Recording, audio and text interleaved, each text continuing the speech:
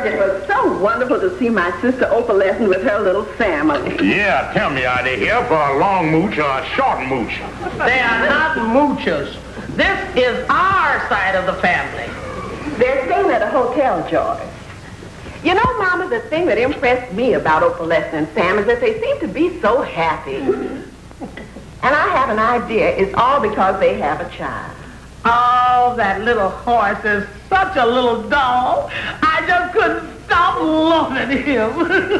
You know, Mama, everybody thinks Horace looks just like you. Ooh. Well, they're doing great things with plastic surgery these days. Talking. You with that fire break down the middle of your head. You know, George, looking at little Horace, I couldn't help thinking what a wonderful thing a child would be for us. Now, hold everything. George, if we was to adopt a child, I think it would make a big difference in our home. Now, see yourself out. George, I mean it. Have you ever stopped to think why we ain't as happy as we was 22 years ago? Well, for one thing, we got married. George, I'm serious. I think if there was a little child in this home, it would give us a new interest in life. Well, I agree. We could use that all right. Just think, George, you and your little son going for a walk in the park, going to the zoo, playing ball together. It would be wonderful, George. Say, I think you got something there. Take the little child under my wing, guide it through life. In other words, I can teach it everything I know and mold its character so it'll grow up to be just like its daddy. Oh, what a thing to do to a harmless little child. Yeah. Sapphire done come out talking about adopting a baby. And I tell you, son, it's got me to thinking. Yeah, that's something to think about, all right, Kingfish. You adopting the baby. Well, I don't know if you is the maternal type or not. Well, you got to understand babies. You got to know what to do for him when he starts crying. Oh, Eddie, that's the easiest thing in the world. When a baby starts crying, 9 times out of 10, it means he got a little air on his stomach. All you got to do is pick him up and throw him over your shoulder. Yeah, but that's going to be kind of hard on the kid every time he hits the floor, ain't it? Oh, Eddie, when you put the kid on your shoulder, that don't mean that... Hello? Hello, George. Say, listen, Opalescent and I are going shopping this afternoon, and Mama's been taking care of little Horace all morning. Now, she's on the way over to the office with the boy now, and you can take care of him for the rest of the afternoon. Me take care of him? What's the matter with Sam? Sam will be busy this afternoon. He's closing a deal for a big job in Mexico. Say, I got work to do here. I ain't got no time for that. George, I thought since we were talking of adopting a baby, you would enjoy spending a little time with Horace this afternoon. Well, you might have an idea there. Certainly wouldn't do no harm to get the feeling of the thing. Wait a minute. That might be your mama now. I just heard the front door slam here. Yeah? Okay, honey. Goodbye. Oh, it's you. Well, George, this is little Horace. Now, see that he gets back to his hotel in time for dinner. I'll do that, Mama. All right, I'll be running along. Now, try to be a good boy, Horace, and try not to pick up any bad habits. Goodbye, Horace. Goodbye, Grandma. Hello there, Horace.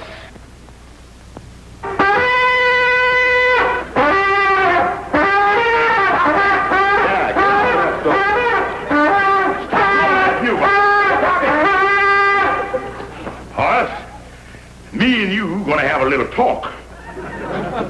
Do you know who I am?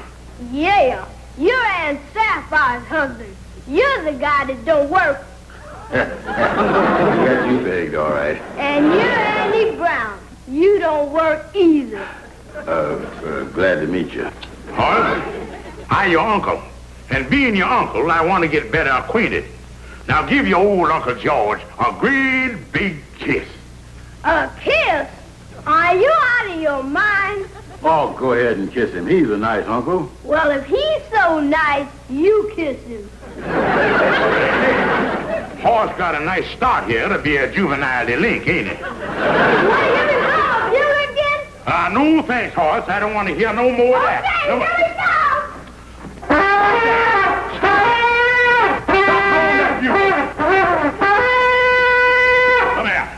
that bugle. Give me that bugle. Give me that bugle. Ow! If I was that kid's papa, I'd try to talk him into running away from home. That kid's been tested for rabies. Oh, gee, look at the fire! Boy, what a big fire!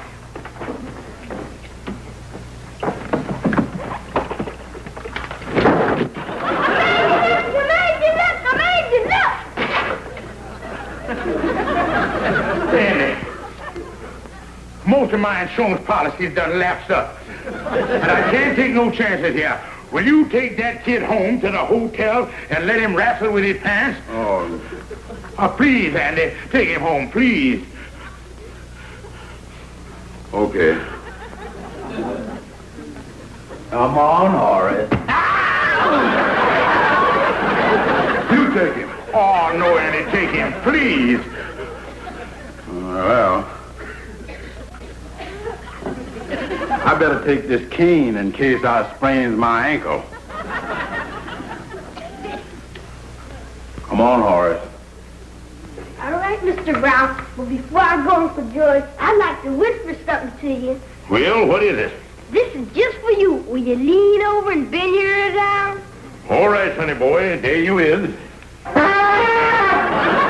little monster. Uncle George, come on, Mr. Brown. Think I'll be running along, Kingfish. What do you say, Andy? I say I'll be running along. Come on, Horace. Yeah, and I going home and tell Sapphire that adopting a baby is out. And if ever I had any such ideas on the subject, that Horace done blowed them clean out of my head. Uncle George.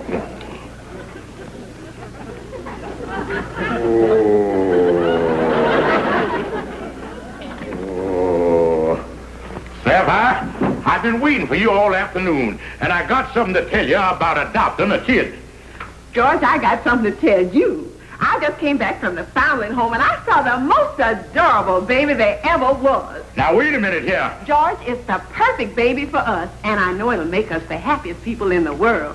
Yeah, I spent 5 minutes this afternoon with an adorable little boy, and I was lucky enough to come out of it alive. That Horace is a killer. Oh, George, maybe today was just one of Horace's off days. But this baby I saw, he is heavenly.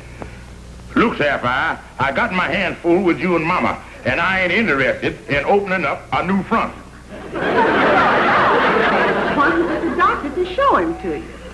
Now, promise me you go over and look at him. He's just 6 months old, and he is adorable. Well, all right, I'll go over and look at him, but that's all. As it is, I'm liable to go through life with a fractured cranium.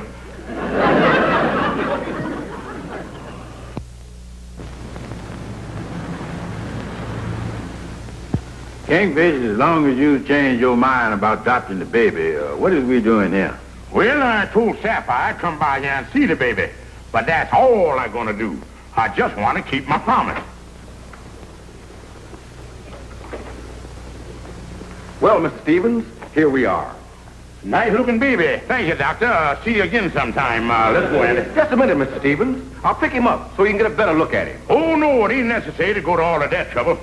I done sized him up. No trouble at all, Mr. Stevens. Seems like he's not in the mood just now to be picked up. Babies is crazy about me. Mind if I pick him up? Why, no, go right ahead, Mr. Brown is the name.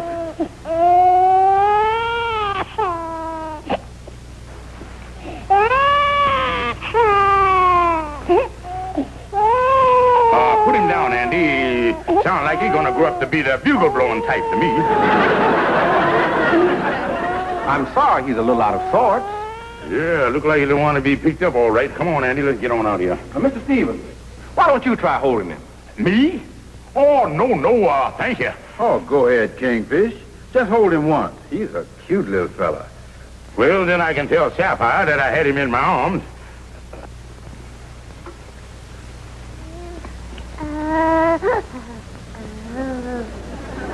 Look at that, Andy. He's cooing. Andy, he's cooing. Why, that's simply amazing. He seems perfectly content in your arms. Well, Doctor, you got to know how to pick up these kids, else you ain't going to get no place. Doctor, you're running on the telephone. Well, thank you. Excuse me, gentlemen.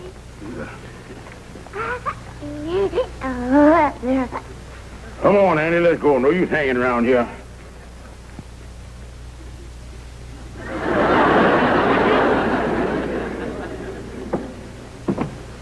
Hello? Hello? Oh, yes, Miss Stevens. He's here now. Well, tell me, Doctor, how did he react when he saw the baby? Well, I'm afraid, Miss Stevens, he wasn't too enthusiastic. It was just one of those things. Well, that's all right, Miss Stevens. Yes, I'm sorry, too. Goodbye. Well, goodbye.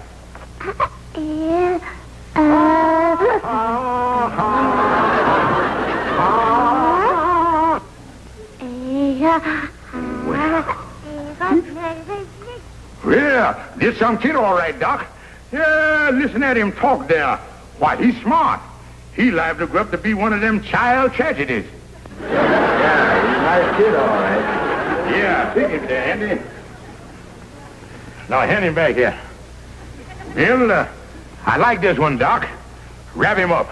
I'm afraid, Miss Stevens, it's not as simple as that.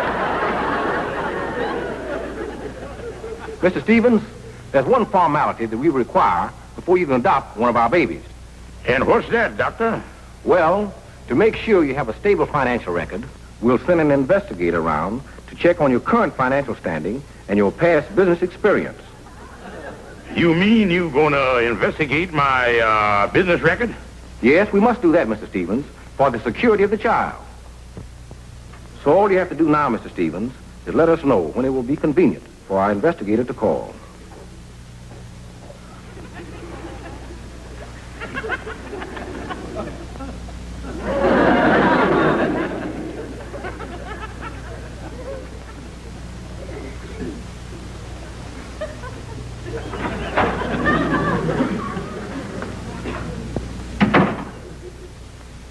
Hey, what's the matter, son? Oh, hello, Amos. Amos, tell me, you got 3 kids. Kids is a whole lot of bother, ain't they? Well, Kingfish, taking care of kids is naturally a lot of work. But I tell you one thing, it's the nicest work any man could wish for. Yeah, but they eat a whole lot and they get in all kind of trouble and all that stuff, don't they? Yeah, kids is some trouble, all right. But you know, anything worth having ain't easy. Oh, the greatest pleasure I've got out of life is my 3 children. Amos, you ain't gonna be a bit of help to me. What you talking about, Kingfish? Well, me and Sapphire want to adopt a baby from the foundling home, but they ain't gonna let us have him when they find out my financial background. Oh, yeah, I know they're plenty particular about that. Yeah, but if I had a good paying taxi business for years like you got, well, then they'd let me have him. Amos, I just wondering if you couldn't go to the foundling home and adopt the baby, and then you could sublease him to me. No, I hardly think so, Kingfish. But I really wish I could help you. The only thing I can do is promise you a steady job if you do get the baby. I'll get you a job driving a taxi. But as far as your past business record goes, I don't think nobody can help you there, Kingfish.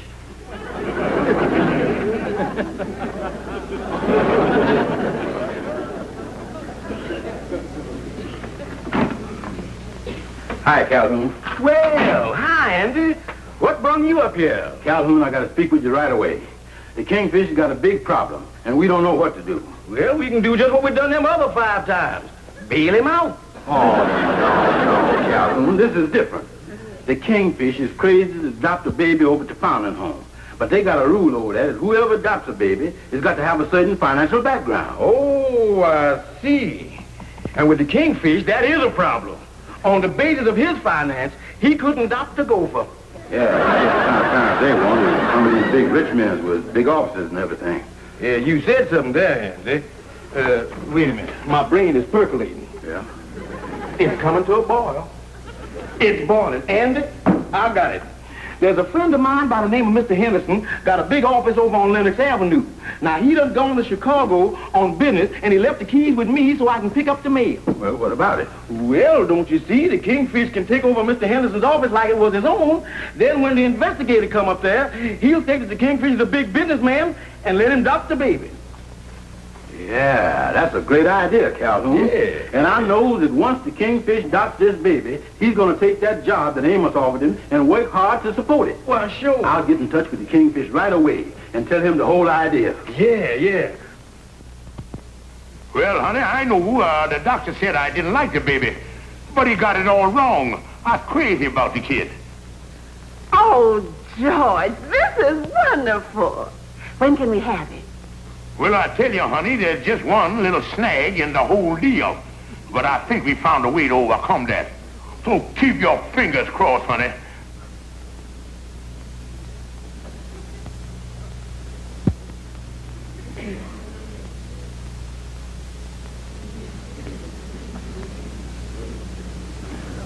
Mr. Stevens. Yes, Executive Secretary. Mr. Phillips here from the Founding Home to see you. Show him in, Executive Secretary. Thank you. Right this way, Mr. Phillips. Thank you.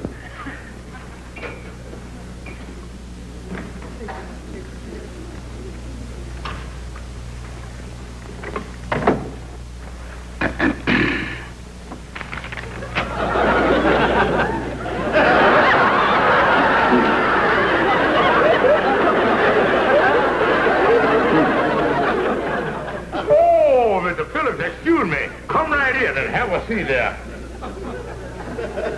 Yeah, I'm so busy here, I got to use both hands. Got so much signing to do. If I get any busier, I'll have to hire an octopus. Well, Mr. Phillips, have one of my expensive cigars.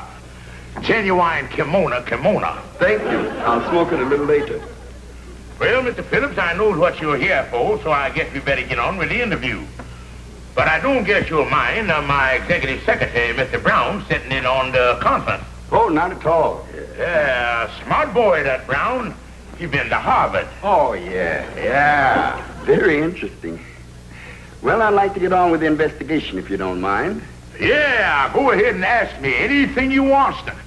Now, about your business background, Mr. Stevens, just what type of business is this Acme Corporation? Oh, you want to know what the business is here? Yes, the Acme Corporation. What do you manufacture? Well, I tell you, we've been making these things for 20 years. Funny how them little things can slip your mind, ain't it? The Acme Corporation, Well, it means just what the name says. We're the corporation that manufactures Acmes. Yeah, that's right. I tell you, these Harvard boys are sharp as tacks. You manufacture Acmes? Yeah, of course, we don't make the small Acmes. We just make the great big Acmes. Big Acmes? Yeah, we make them out of plastic. Let me get this straight, Mr. Stevens. You make big plastic Acmes? Yeah, that's right. Mr. Stevens, I wonder if you'd be a little more explicit. You see, for the sake of the application, I have to put down something concrete. Oh, well, put that down. We make them out of concrete, too.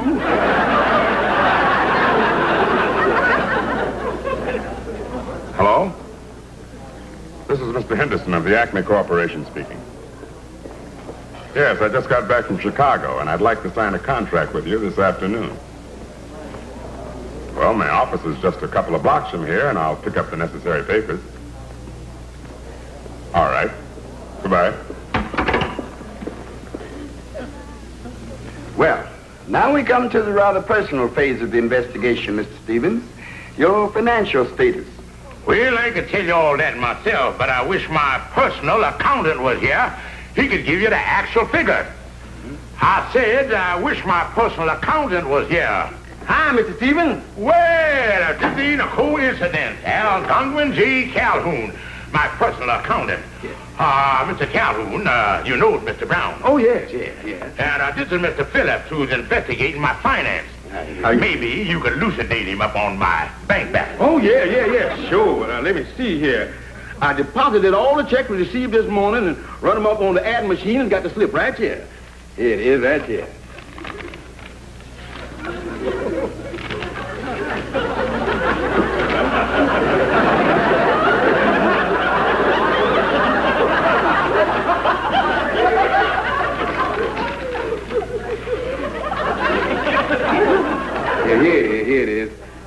$242,864.19. It would have been more, but unfortunately, we run out of paper. Well, Mr. Phillips, I guess that gives you all the financial information you need. Thank you, Mr. Calhoun. Oh, not at all. It was a pleasure to serve you. Nice meeting you, Mr. Phillips. Good day, gentlemen.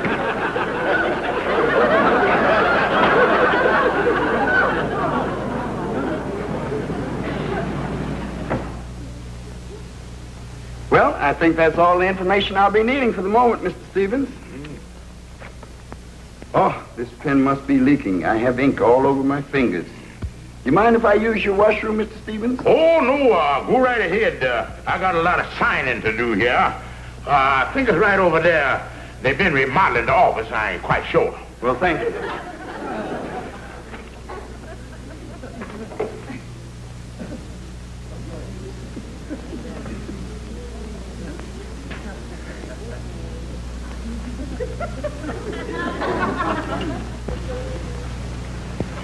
Mr. Stevens, just what is your position with this concern? Oh, me? Why, I is the president. Yes, sir, I is the president.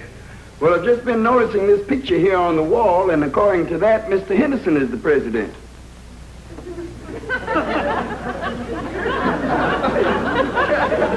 Oh, yeah, Mr. Henderson was the president, but he done died. Yeah, we was right at his bedside when he conked out. Yeah, Well,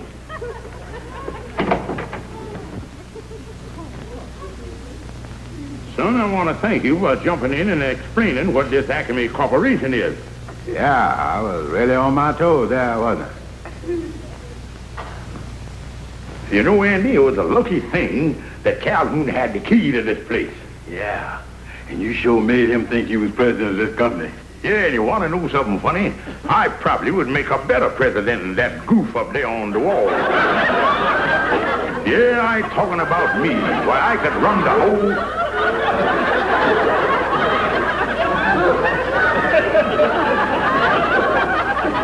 Andy, we ain't alone, is we? In other words, we got a threesome here. Well, by any chance, could this third party be... Double check. I demand an immediate explanation of this. Now, wait a minute, mister. Don't go calling the police or nothing. I can explain everything. We don't mean no harm or nothing. Another one. but you told me you went to his funeral. Well, all I can say, we must follow the wrong procession. My funeral, what's going on here? I don't know myself, but there's something funny going on here, and I'm getting out. Look, you, what's going on here? I don't know either, but it certainly should be looked into. I can tell you. Then I'm going out. Look, you. At least you can tell me who you are. I'm a Harvard boy, a boola boola and stuff like that.